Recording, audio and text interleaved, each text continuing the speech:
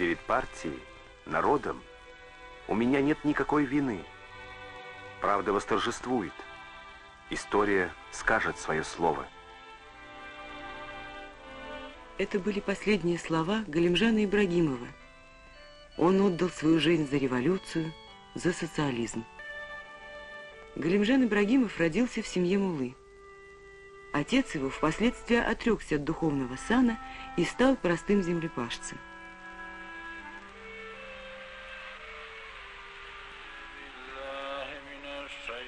Сначала Галимжан учился в деревенском медресе, затем в Оренбурге в медресе Вали Муллы. Мы родились в колыбели векового фанатизма и невежества. Наш ум, наши взгляды развивались в плену темных предрассудков. И годы, проведенные в медресе, накладывали на шакирдов как бы каторжное клеймо. Всеми овладевает робость, равнодушие, безнадежность.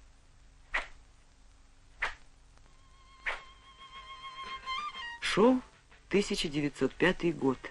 Революция всколыхнула все население России. Учащиеся медресе не могли остаться в стороне. Ибрагимов был среди тех, кто требовал изменить существующие порядки, за что и был изгнан из медресе.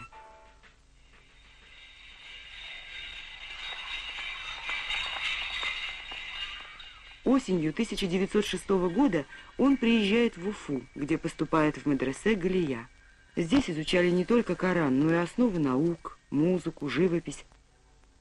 Он ищет единомышленников, друзей и находит их.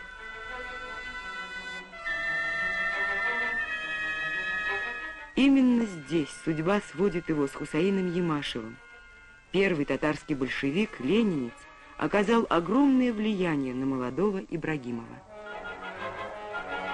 В медресе выпускается нелегальная газета, распространяются листовки. Выходит и антирелигиозная книга Ибрагимова «Бог ли автор Корана?». И опять непокорному шакирду указывают на дверь.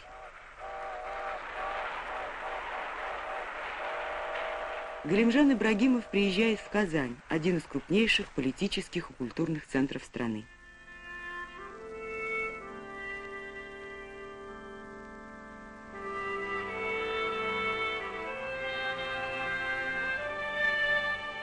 Это было время разгула реакции. Он общается здесь с такими крупными деятелями татарской культуры, как Габдулла Тукай, Фатых Амирхан, Гафур Кулахметов. Свои первые рассказы Галимжан Ибрагимов опубликовал в журнале «Эль-Ислах», где критикуют патриархальные порядки, выступают поборником социальной справедливости. Фатых Амирхан говорил о молодом писателе: «Вот будущее нашей литературы. Здесь явно видны искры таланта. Подождите, он еще создаст большие национальные полотна».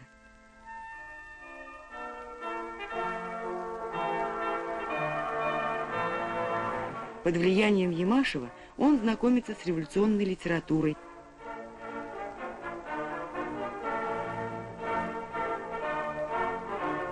Пополняет свои знания по философии, истории, эстетике.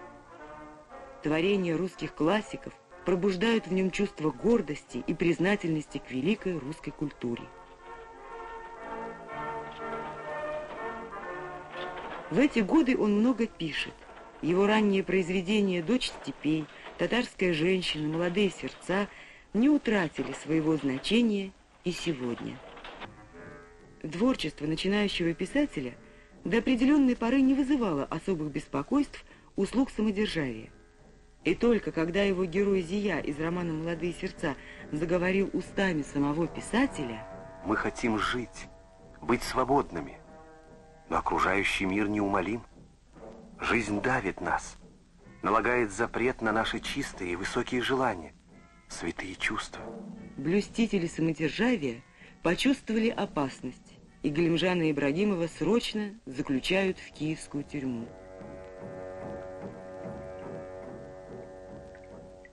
А повод нашелся. Пребывание в заключении были для меня школой. несомненно, полезной школой. Они раскрыли мне глаза. Я стал правильнее понимать жизнь, лучше разбираться в людях. В 26 лет Ибрагимов еще был далек от идеологии пролетариата, не понимал авангардной роли партии большевиков. Это придет к нему позже. Но он прекрасно видел, что борьба против царского самодержавия – это борьба за политическое право на родной язык, за создание национальной литературы.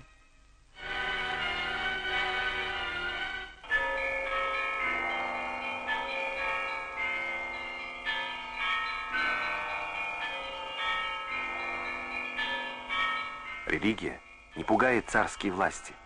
Они боятся распространения среди трудящихся знаний, просвещения и культуры.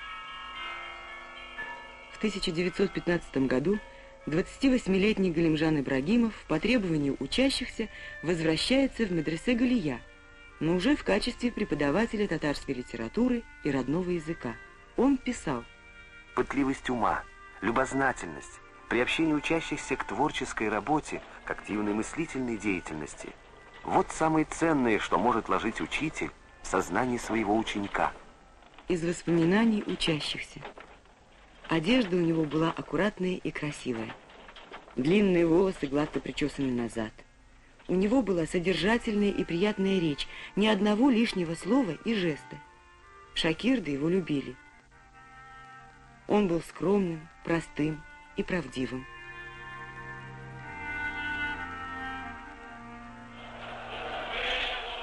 Товарищи рабочие, солдаты, бедные крестьяне, женщины и девушки, до сих пор находящиеся в бесправии и рабстве, живущие своим трудом братья. Я иду с вами, держа в руке красное знамя, омытое кровью павших за дело социализма. Я призываю вас идти по пути социализма организованными и сплоченными рядами, неустанно бороться за наши цели. Да здравствует социализм! Свершилась Великая Октябрьская революция. Как и раньше, Ибрагимов там, где происходят самые ожесточенные схватки идей, политических взглядов. Там, где в конечном итоге решаются вопросы, за кем пойдут массы, каким путем революция будет развиваться дальше. 5 января 1918 года Ибрагимов приезжает в Петроград как делегат учредительного собрания и вместе с большевиками покидает его.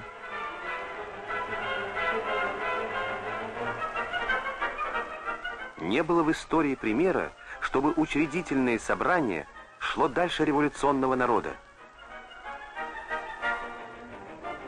Ибрагимов вместе с Мулануром Вахитовым направляются в Смольный, где их тепло встретил Владимир Ильич.